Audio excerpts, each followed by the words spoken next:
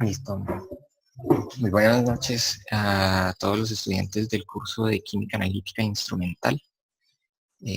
A partir de este momento vamos a dar inicio a la web de la unidad 2, correspondiente al análisis químico analítico. Bueno, en esta unidad a ustedes, los estudiantes, se les dio una actividad individual y una actividad colaborativa.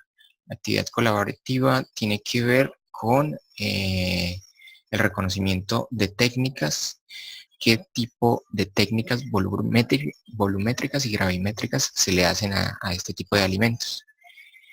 En este orden de ideas, entonces se programó la presentación de esta web, donde se les habla a ustedes, pues para quienes puedan tener acceso a la grabación o decidan consultar la grabación, ustedes tienen que plantear entonces de los análisis que se le realizan a... Un momento, por favor. Bueno, algunas NTC. Bien. Perfecto. En ese caso, pues pueden consultar otro tipo de normas. No necesariamente tienen que ser las normas técnicas colombianas. Hay libros de alimentos donde pueden consultar. Bueno, en definitiva, los procedimientos, no sé, tienen una línea de proceso que no es muy diferente. O sea, las normas lo que hacen es estandarizar un procedimiento a una matriz específica. Entonces, por eso sería bueno que tuvieran en cuenta que la matriz va a ser un alimento y a partir de ese alimento entonces se establecen los procedimientos adecuados para realizar los análisis correspondientes. Puede ser la norma técnica colombiana o no. El hecho es de que ustedes especifiquen o tengan detalles claros de cómo eliminar interferentes o cómo realizar análisis sin que los interferentes influyan en los resultados o cómo mitigar esa influencia en los resultados. Bueno, entonces la charla estaba basada entonces en los tipos de análisis, en tipos de análisis volumétrico y gravimétrico, pero en un panorama un poco más general vamos a encontrar que los métodos de análisis se dividen en métodos clásicos y en métodos instrumentales. Los que nosotros vamos a abordar en esta unidad del curso son los métodos clásicos, que como bien lo estaba mencionando, son métodos gravimétricos y volumétricos. De las primeras, de las técnicas de los métodos clásicos, las primeras son los métodos que están dados por la gravimetría. ¿Y estos en qué se basan? Bueno, básicamente en química analítica lo que uno quiere es determinar, cuantificar, determinar cualitativa y cuantitativamente la presencia de una especie de interés, a la cual nosotros llamamos analito. Bueno, las técnicas gravimétricas no se alejan de ese objetivo. Entonces, la intención de las técnicas gravimétricas es determinar la cantidad de un analito y eso lo hace a través de la pesada.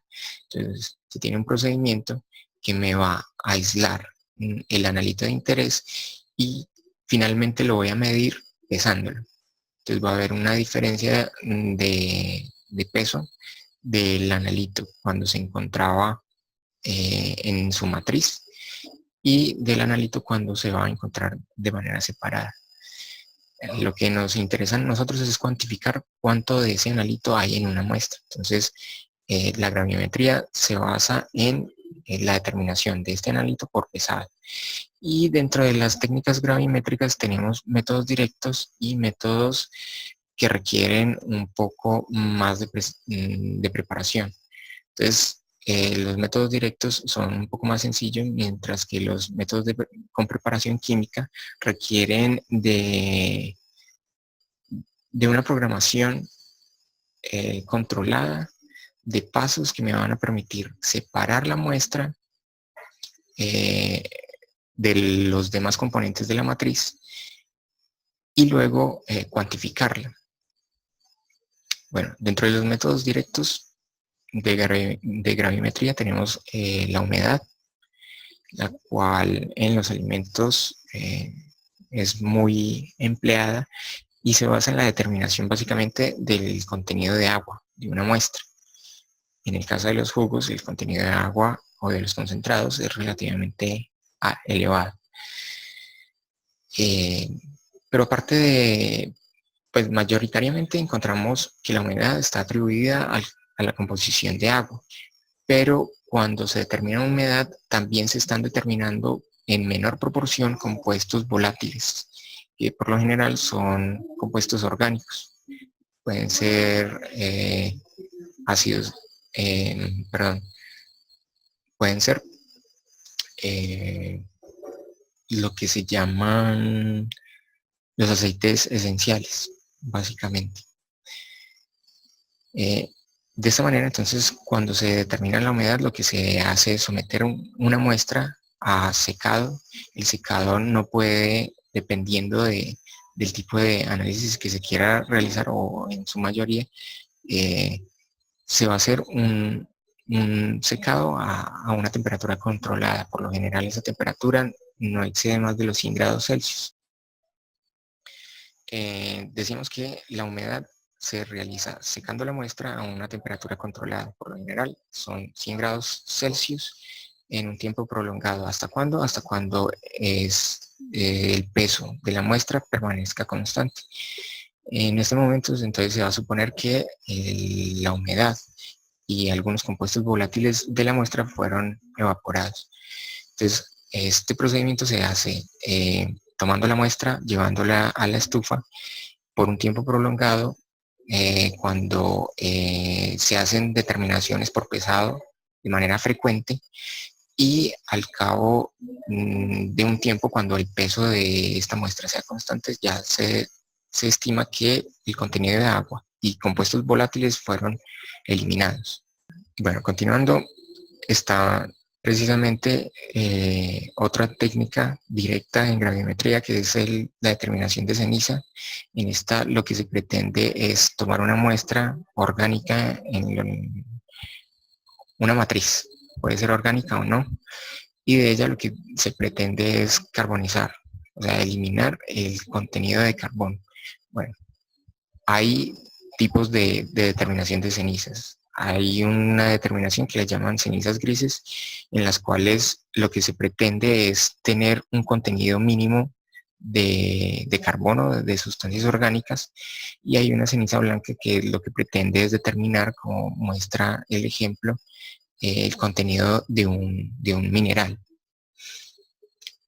La elección de una u otra, pues es de acuerdo a las necesidades. Ahora, para realizar la determinación de minerales, lo que se suele hacer es carbonizar directamente toda la muestra. Entonces, para poder carbonizar, en este caso, no se va a emplear una temperatura de 100 grados Celsius, sino que se va a tener que emplear una temperatura superior a los 1000 grados Celsius. Con eso, para garantizar que toda la materia orgánica desaparezca, como dióxido de carbono, y nos quede en la muestra el analito de interés. En este caso se muestra el ejemplo para determinación de hierro.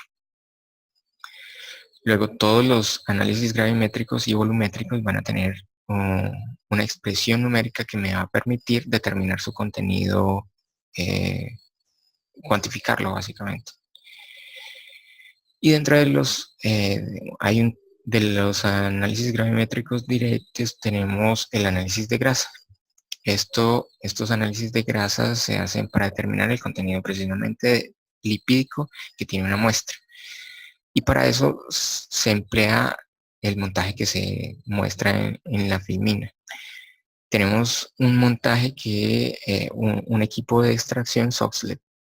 Y en este lo que se hace es tomar la muestra, se deposita en esta cápsula y se hace recircular un solvente orgánico no polar con el objetivo de que extraiga las grasas.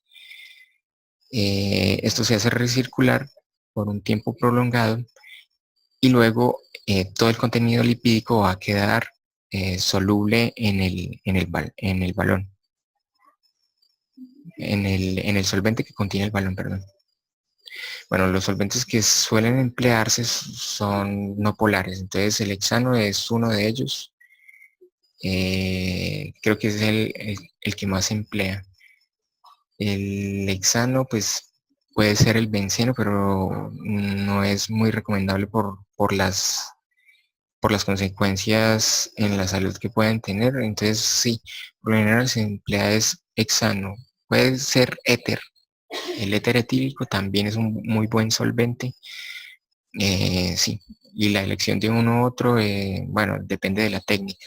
Ustedes tal vez lo verían consultando en la bibliografía cuando consulten los tipos de análisis que se les pueden realizar a los concentrados.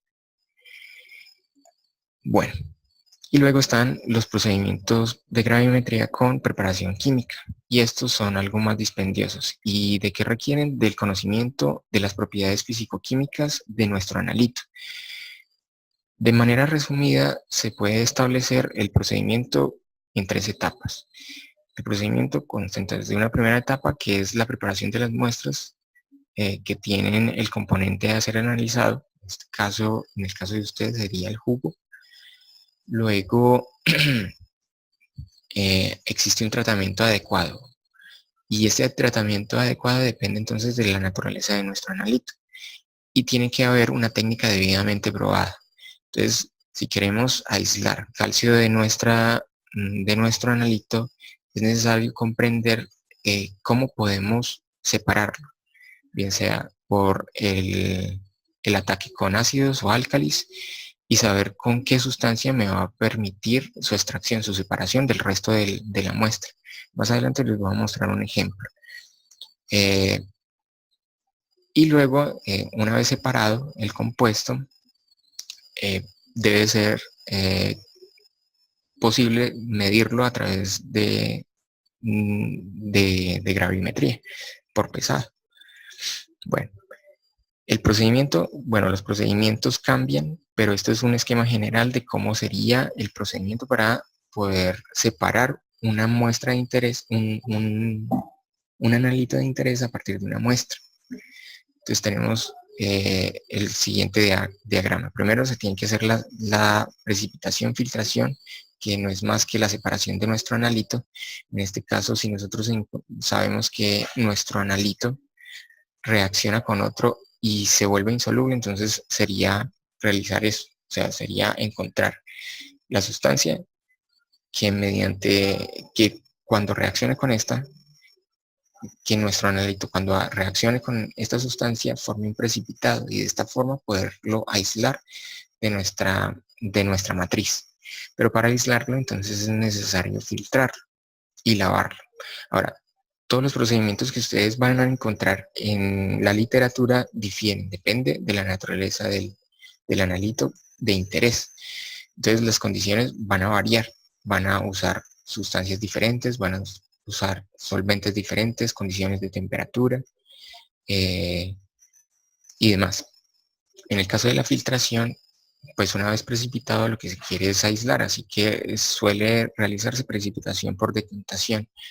Precipitación empleando la gravedad o a vacío. Todo depende de la membrana que se vaya a emplear, de cuán eficiente sea para separar nuestro analito, y esa separación también a su vez depende de cómo fue el procedimiento de precipitación. En la precipitación lo que uno busca es obtener cristales grandes para que puedan ser separados a través de una membrana. Luego, las condiciones de temperatura, presión, pH, actividad de iones en la solución pueden definir el tamaño del analito. Así que por eso es importante revisar cada uno de los procedimientos e identificar cuál es el más apropiado para la separación de nuestro analito, de la sustancia de interés. Luego entonces está de la filtración, está el lavado. Por lo general se quiere eliminar impurezas que hayan quedado adheridas a él y que puedan alterar las medidas finales. Recuerden que se va a pesar y todo lo que queda adherido a nuestra sustancia va a ser una fuente de error. Pero antes de pesar hay que secarlo Los métodos de secado dependen de la naturaleza. Si son compuestos relativamente volátiles, es necesario llevarlos a desecado para que las moléculas de agua, bueno, se adhieran a la sílica que hay en el desecador. Puede ser un método un poco más energético, en ese caso usamos la estufa, o si es definitivamente posible emplear la mufla, donde vamos a tener temperaturas superiores a los 500 grados Celsius, pues entonces, bueno, eso va a depender de la naturaleza de nuestro analito. Y finalmente vamos a tener que pesar nuestro precipitado, y la cantidad o el peso que vayamos a obtener va a ser proporcional entonces a lo que a la al contenido que había inicialmente en la matriz. Bueno, uno de los ejemplos que les mencionaba era la determinación de calcio en los alimentos. Ustedes en la guía que se propuso de laboratorio se van a encontrar con la determinación de calcio en alimentos. Se sugiere el empleo de leche en polvo, que es la que se busca un alimento que tenga el calcio en buena proporción para poder ser determinado posteriormente. Y el procedimiento consiste en la separación del calcio de la matriz. El calcio en alimentos o en matrices naturales por lo general se encuentra como carbonato, y el carbonato no es muy soluble en agua, así que si ponemos nuestra leche en agua, pues va a quedar un poco insoluble. Así que lo que se hace es un tratamiento con ácido. Lo que se pretende es solubilizarlo. Entonces en un medio ácido vamos a lograr obtener su disociación. Y posteriormente, ya teniéndolo solubilizado, lo queremos separar. Entonces para eso realizamos una precipitación. El calcio puede precipitar con carbonato, pero el método en el laboratorio ustedes van a fijarse que es mediante el empleo del oxalato, del ion oxalato. Bueno, esto forma un precipitado, y ese precipitado entonces va a tener un tratamiento. En el laboratorio el tratamiento es, o la determinación de la concentración de calcio se hace a través de volumetría, pero también podría realizarse a través de pesado. Si yo obtengo este precipitado, si yo logro controlar las condiciones para que los cristales de oxalato de calcio sean apropiados para ser separados por una membrana de filtración, entonces se puede lograr. No obstante, más adelante les mostraré cómo se termina este procedimiento para la determinación de calcio. Y luego entonces tenemos los análisis volumétricos. De manera general, la volumetría entonces tiene como fundamento la medición del volumen de una solución de concentración conocida. Entonces hablamos de un estándar que reacciona con una cantidad conocida de la muestra problema. Es decir, vamos a tener un analito que va a ser cuantificado según reacciona estequiométricamente con una solución perfectamente conocida. El esquema que aquí muestro corresponde a la determinación volumétrica a través de un método de precipitación, un método argentométrico. Y dentro de estos métodos de las distintas volumetrías, no quiere decir que solo ocurra para los métodos argentométricos, hay valoraciones directas y valoraciones indirectas, también llamadas por retroceso. El ejemplo, bueno, siguiendo el ejemplo argentométrico, en argentometría tenemos un método para determinación cloruros directo y un método para determinar indirecto. Entonces el método directo es conocido como el método de Moore. En este se hace reaccionar el cloro de una muestra con una concentración conocida de nitrato de plata. Nitrato de plata y el cloro presente van a precipitar, y finalmente vamos a poder observar el punto final a través del empleo de un indicador. En el caso del método indirecto, lo que se hace inicialmente es precipitar todo el cloro con el mismo nitrato de plata, pero con un exceso de nitrato de plata. Entonces todo el cloro precipita y queda un exceso de plata en solución. Y este exceso de plata en solución se va a determinar con una solución de tiocianato de potasio. El tiocianato de potasio va a formar otro precipitado con, con la plata, y cuando ya se agota la plata que hay en solución, el tiocianato va a reaccionar con hierro que haya en el medio, indicándonos que la reacción. Entonces decía que como era un método indirecto, primero se hacía precipitar el cloro, la plata que quedaba en exceso era la que era titulada con tiocianato. Entonces, sabiendo cuánto de plata quedó en exceso, que es lo que vamos a determinar con el tiocianato, podemos determinar la cantidad de cloro que inicialmente había en la solución. Bueno, pero para realizar cualquiera de las volumetrías hay que tener consideraciones. Hablamos de una sustancia patrón, con lo cual tenemos que introducir el término de patrón primario. Bueno, pero antes de ello, hay que considerar que para todas las valoraciones volumétricas, las titulaciones volumétricas, es necesario tener como unidad de concentración para el empleo, para efectuar los cálculos, hay que tener presentes las unidades de concentración en normal, porque normal habla de equivalente, porque la concentración normal involucra los equivalentes de la reacción. Y los equivalentes nos indican, dependiendo del tipo de reacción, la relación estequiométrica que hay entre nuestra sustancia problema, nuestro analito, y nuestra sustancia patrón. Para hablar entonces de patrones, tenemos que hablar de un patrón primario. ¿Qué es un patrón primario? Es una sustancia de referencia. Y no todas las sustancias pueden ser de referencia. Tienen que tener unas propiedades específicas para poderlas tomar como tal. Dentro de esas propiedades tienen que ser químicamente puros. Entonces, no todos van a tener esa propiedad. Tiene que tener un soporte molecular perfectamente definido, en lo posible tiene que ser alto, esto con el propósito de cuando se vaya a realizar la preparación no vayan a haber muchos errores por pesado. Luego no puede ser higroscópico,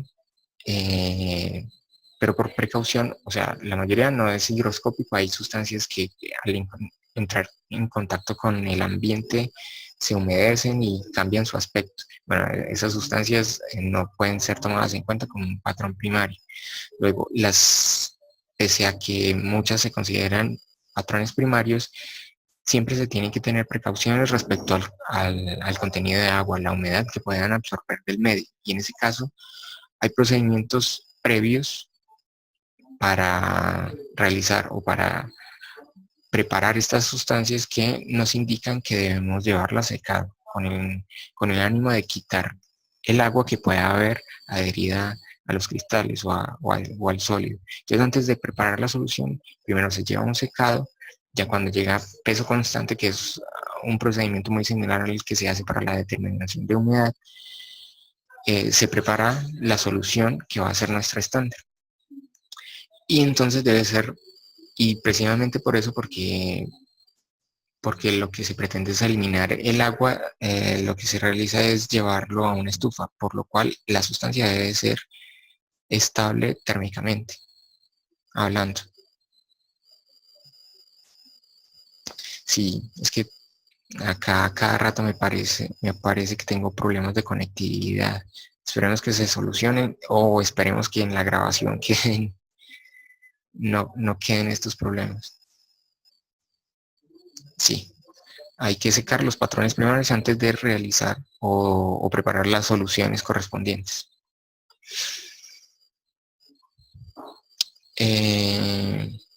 Bueno, y para poder preparar soluciones patrón, se pueden preparar patrones primarios o patrones secundarios.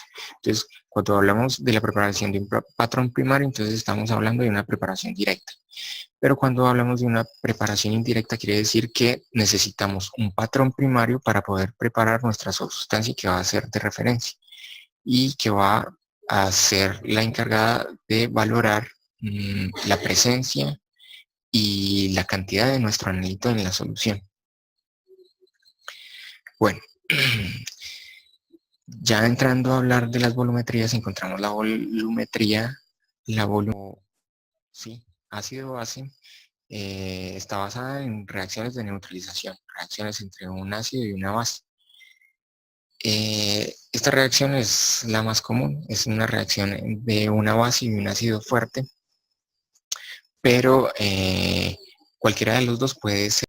En el caso de que nuestro analito sea el hidróxido, entonces nuestra solución patrón debe ser el cloruro y viceversa.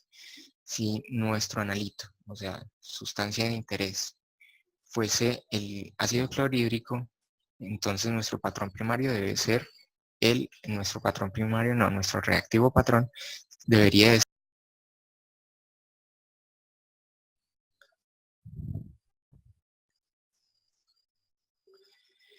Bueno, decía que en esta reacción cualquiera de los dos reactivos puede ser nuestro patrón y cualquiera de los dos puede ser nuestro analito. En este caso, ninguno de los dos es un patrón primario. ¿Qué significa eso? Que para poder establecer la concentración real de cada uno de ellos es necesario emplear otro reactivo que sí funcione como un patrón primario. En el caso del ácido clorhídrico, el ácido clorhídrico es una sustancia muy higroscópica y no puede ser empleada como un patrón primario. Y también es el caso del hidróxido de sodio. Cuando el hidróxido de sodio entra en contacto con el ambiente, tiende a formarse un gel, una pasta. Bueno, y en ambos casos entonces es necesario usar un patrón primario. En el caso para preparar una solución estándar conocida de hidróxido de sodio, el patrón primario que se emplea para el hidróxido de sodio es un ácido orgánico de peso molecular alto. Y estamos hablando del bifdalato de potasio. Ahora, para estandarizar el ácido clorhídrico, el procedimiento es un poco más largo. O bueno, puede emplearse como patrón primario el carbonato de calcio o puede emplearse como patrón secundario en una solución estándar de hidróxido de sodio. Bueno, pero en ninguno de los dos casos hay un patrón primario. Siempre para preparar o conocer la concentración de cualquiera de estos dos reactivos es necesario emplear otro tipo de sustancias. Y la valoración entonces, dependiendo de quién sea el analito, va a ser de una u otra forma. En el caso de que nuestro analito sea el ácido clorhídrico, entonces vamos a emplear como solución estándar o solución patrón una solución de hidróxido de sodio. Y si nuestro analito es el hidróxido de sodio, entonces tenemos que emplear una solución concentrada, de concentración concentrada de ácido clorhídrico, que va a ser nuestra solución patrón. En cualquiera de los dos casos, las valoraciones... Así que esta vez sí se tardó un poco más. Bueno, entonces decía que en las valoraciones, en cualquier valoración, en este caso ácido base, vamos a tener una reacción. Y esta reacción entonces va a tener una evolución, depende de las proporciones que se van a tener de uno y otro reactivo. En el caso de la valoración, si fuéramos a valorar ácido clorhídrico, perdón, la curva de valoración tendría que establecerse como pH versus volumen de base adicional. La base entonces va a ser nuestra solución patrón. Solución con una concentración perfectamente conocida. Inicialmente vamos a tener ácido y a medida que vamos aumentando, agregando volumen de la base, vamos aumentando el pH de la solución. Hasta que vamos a encontrarnos con un aumento de pH muy abrupto. En la mitad, bueno, en la mitad no, a un pH 7, esto para una reacción ácido-base donde los ácidos y el ácido y la base son fuertes, el punto de equivalencia corresponde a pH 7, que es cuando todos los equivalentes de hidróxido, reaccionan con todos los equivalentes de ácido y en este caso va a haber formación de sal y agua. Y el pH entonces va a depender del equilibrio del agua, el K-water. En ese caso entonces el pH debe ser 7. El pH 7 va a ser para el punto equivalente. Pero si continúa agregando entonces ese hidróxido va a haber exceso de hidróxido en la solución, por lo tanto el pH va a llegar hasta hasta el pH donde se disocia. Bueno, el pH depende entonces de la disociación netamente del hidróxido de sodio. Listo.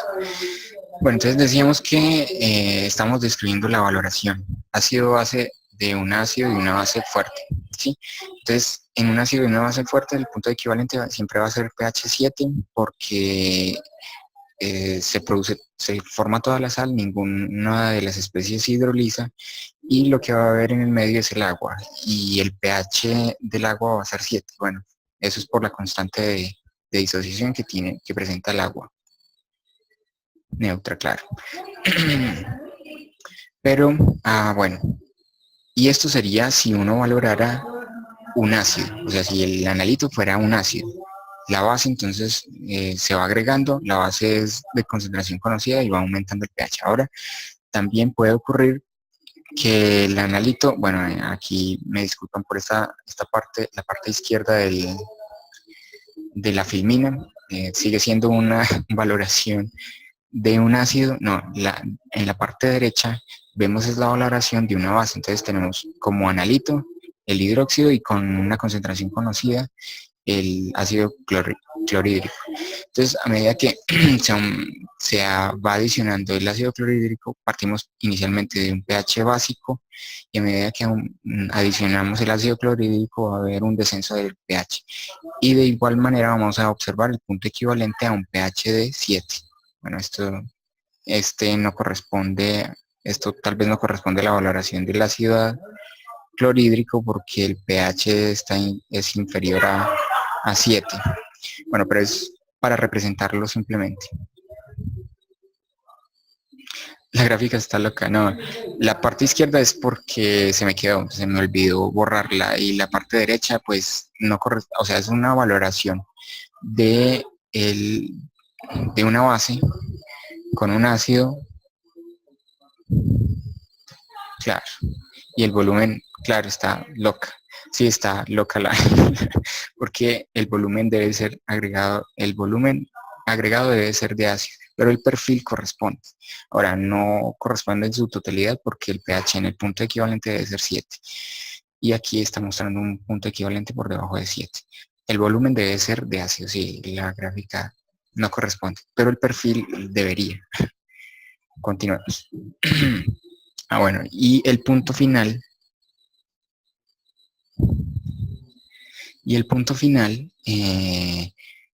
Para este tipo de valoraciones entonces se puede observar mediante el empleo de un indicador o mediante el empleo de un instrumento, un pHímetro, en el caso de la valoración ácido-base. El indicador tiene un equilibrio ácido-base cuando está protonado tiene un color y cuando está deprotonado tiene otro color. Y justo este equilibrio tiene que coincidir con el intervalo de pH en el cual se ocurre que el punto equivalente. Sí, cuéntame. ¿Cuál es tu pregunta?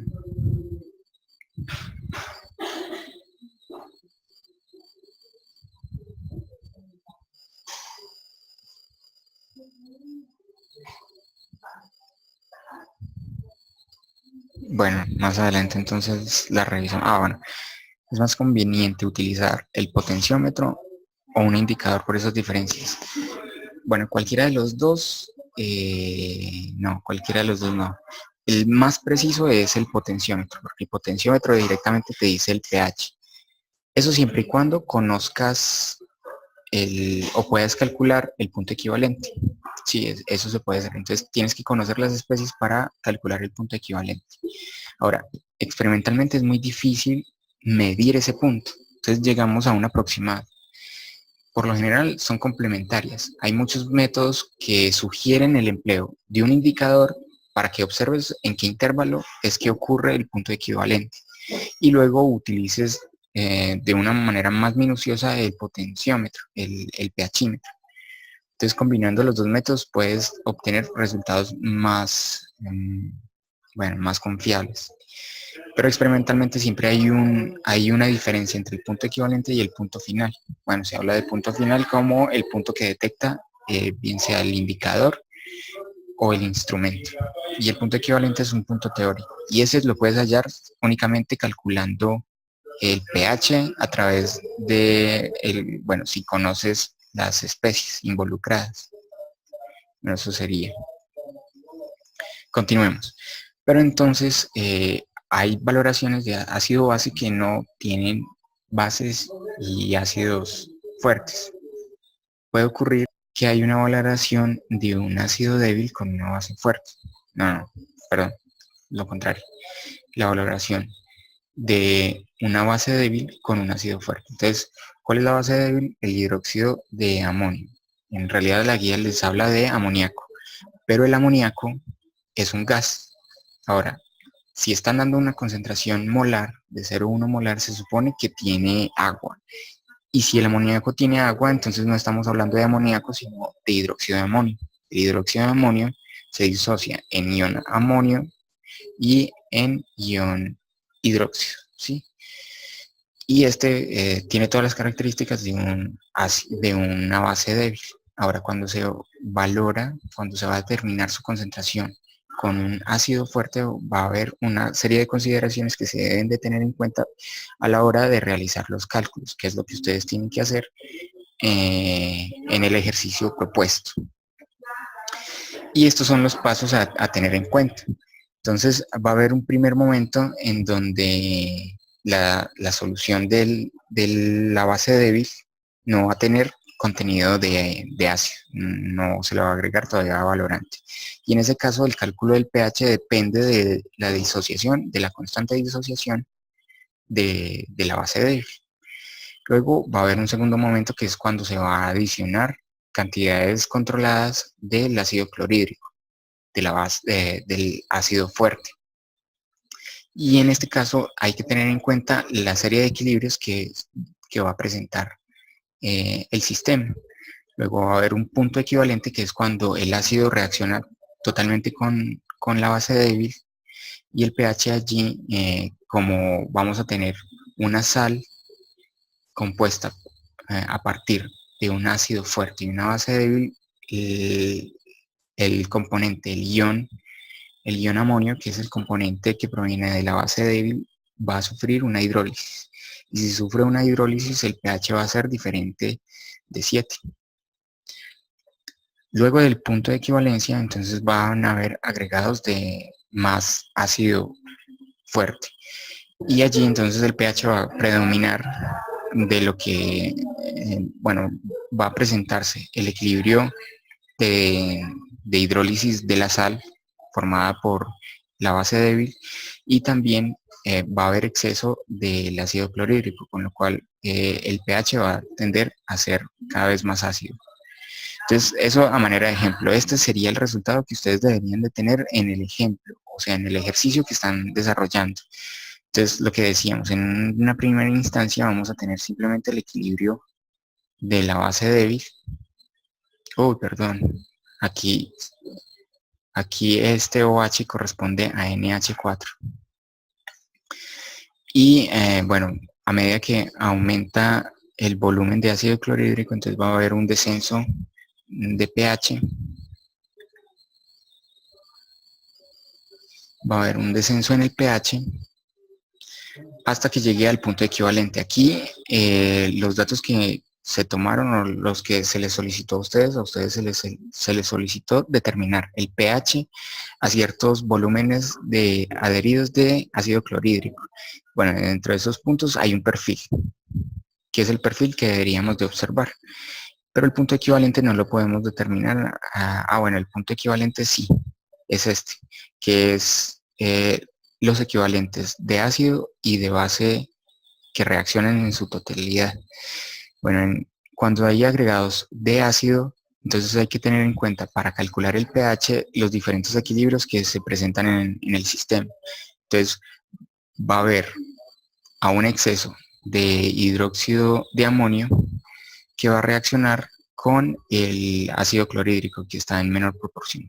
Entonces va a formarse la sal y esta sal va a sufrir una hidrólisis. Entonces hay que tener en cuenta estos dos equilibrios para poder determinar los pHs. Luego, en el punto equivalente, el pH, entonces, como lo decía, va a reaccionar totalmente, va a predominar este equilibrio. Va a reaccionar totalmente el clorhídrico con el amoníaco, bueno, con el hidróxido de amonio, para formar la sal. Y del equilibrio que hay aquí, o sea, este equilibrio nos está diciendo que esta sal se va a disociar, se va a reaccionar con el agua para formar el hidróxido de amonio y para dejar en solución iones hidróneo, con lo cual el pH debe ser inferior a 7, que es lo que ocurre acá. 7 estaría por acá. Bueno, entonces el ejemplo anterior, este ejemplo, el ejemplo debe corresponder a este tipo de, porque el pH de la valoración de una base débil con un ácido fuerte. Y eso es porque la sal de hidrólisis va a formar, la sal que se produce en su hidrólisis va a formar iones hidróneo.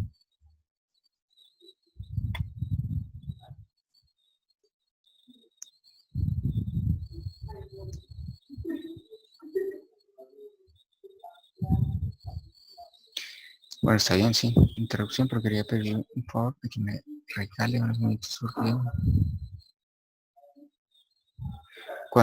cuando dices fase 1 es el aporte individual. Bueno, debido a la naturaleza de la sal, entonces el pH en el punto equivalente debe ser inferior a 7. Y luego entonces va a predominar la presencia de la disociación del ácido clorhídrico, pero por supuesto vamos a tener en cuenta la presencia de ion hidróneo proveniente de la hidrólisis de la sal. Bueno, hay otro tipo de volumetrías, entre ellas la formación de complejos, y esta entonces se da, bueno, el valorante, en este caso es un agente acomplejante, y hay diferentes tipos de equilibrio que se pueden considerar, bueno, básicamente dos. Si hablamos de ligantes monodentados o ligantes polidentados. En la práctica es más común encontrar polidentados que monodentados. Esto es debido a que en los monodentados pueden ocurrir diferentes equilibrios y cada uno de los equilibrios va a tener una constante diferente. Entonces la determinación se complica a la hora de los análisis de los resultados. Luego tenemos entre los más representativos de las reacciones con ligantes polidentados, tenemos la reacción con el EDTA. En este caso tenemos un metal, por lo general este ligante polidentado reacciona con metales acomplejándolos, como se ilustra en la figura. El ejemplo, o bueno, la aplicación más inmediata que tiene esto es este tipo de titulaciones, es la valoración de la dureza del agua, que es principalmente atribuida por la presencia de iones calcio y magnesio. Bueno, también afecta o también determina el grado de dureza la presencia de iones de aluminio, hierro, magnesio, estroncio. Y esta valoración entonces consiste entonces en la adición de una solución perfectamente conocida del agente acomplejante sobre una muestra, un analito, una muestra que contiene nuestro analito y que deseamos cuantificar. Entonces hay dos reacciones. El analito va a reaccionar con un indicador y va a tener una coloración determinada. Luego, cuando el agente acomplejante logra atrapar todo nuestro analito, el indicador va a tener otro aspecto, como es eso. Listo. Luego vamos a tener dentro de las generalidades también vamos a tener tipos de volumetría redox. Las volumetrías redox es donde se ven involucrados intercambio de electrones, ¿sí? Entonces vamos a tener transferencia de nuestro analito el, hacia la sustancia patrón, o de la sustancia patrón a nuestro analito. Y dentro de esa volumetría, las más representativas son la manganometría, que es el empleo de permanganato de potasio como agente o como solución estandarizada, y la yodimetría, que es empleando yodo. Cuando se emplea yodo, se pueden realizar determinaciones directas e indirectas. Por ahora, el ejemplo que teníamos anteriormente, que era la determinación de calcio, también puede aplicarse un procedimiento un procedimiento de valoración redox para la determinación de calcio. El mismo procedimiento que llevábamos anteriormente cuando les hablé de la gravimetría, pero esta vez aplicando un procedimiento alternativo que nos permite emplear para su cuantificación la volumetría redox. Entonces, como se hablaba inicialmente, se precipita el calcio como oxalato y luego se redisuelve ese oxalato, y ese oxalato es el que vamos a determinar con el permanganato. Y bueno, los cálculos son como se muestran en esta filmina. Finalmente, entonces hablamos de la volumetría de precipitación. Esta se basa en la formación de un producto de solubilidad, o sea, se basa en la formación de un precipitado, de sustancias que son poco solubles en el medio en donde se van a generar. Y este es el caso de los métodos argentométricos, que eran los que inicialmente observábamos. La diferencia que tiene la volumetría de precipitación con respecto a la gravimetría es que en la volumetría no hace falta separar el analito para después pesarlo. Aquí directamente se puede hacer en un medio húmedo. Entonces, como lo hablábamos, el caso más representativo es el argentométrico, que tiene un método directo, que es el de Mohr, y un método indirecto, que es el de Wohler. Bueno, y este es el procedimiento que nosotros habíamos visto. Entonces, en el método directo se precipita directamente con el cloro, y cuando termina la precipitación del cloro con el nitrato, el exceso de plata va a reaccionar con el cromo, y así se va a precipitar, se va a formar un precipitado de color rojizo. En el método indirecto vamos a tener primero precipitado de todo el cloruro de plata, va a haber exceso de plata, y ese exceso se va a valorar con una solución perfectamente conocida de tiocianato de potasio. Bien. Ahora, en cuanto al método, a este último método volumétrico, hay que tener en cuenta principios de producto de solubilidad. Y en estos hay que tener en cuenta la constante de producto de solubilidad. Esta constante se debe a que, bueno, no todas las sustancias son totalmente solubles, y en el caso de que sean parcialmente solubles va a haber un equilibrio cinético entre las concentraciones de los iones que se solubilizan y de la sustancia inicial. Entonces, a través de un equilibrio cinético es posible determinar que el KPS es igual al producto de las concentraciones molares de cada uno de los iones en los cuales se va a disociar. Luego, si estos iones van a tener una proporción estequiométrica, estos tienen que ser considerados en el equilibrio, como una situación de equilibrio. Entonces tienen que ser considerados en la fórmula de KPS. En el ejemplo que ustedes tienen de la guía, se les solicita determinar la concentración. O sea, a partir de una sustancia que es el cromato de plata, ustedes tienen que determinar la concentración de cromo. Entonces, para eso tienen que establecer el equilibrio de disociación de la sustancia poco soluble y tener en cuenta cuál es la constante del producto de solubilidad. Luego, luego tienen que plantear la constante de producto de solubilidad teniendo en cuenta la proporción de cada uno de los iones, y finalmente lo que tienen que hacer en el numeral A y B es determinar la concentración de cromo. Para el producto de solubilidad hay variables que interfieren, entre ellas está la temperatura, el efecto común, el efecto del ion no común. La temperatura, a medida que aumenta la temperatura, aumenta la solubilidad de la sustancia.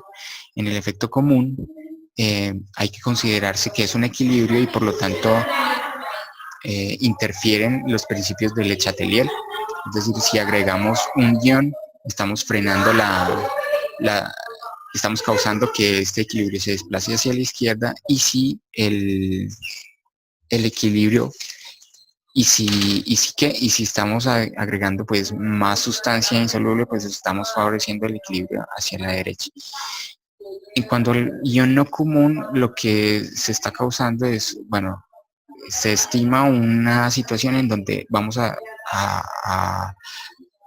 mezclar conjuntamente el ion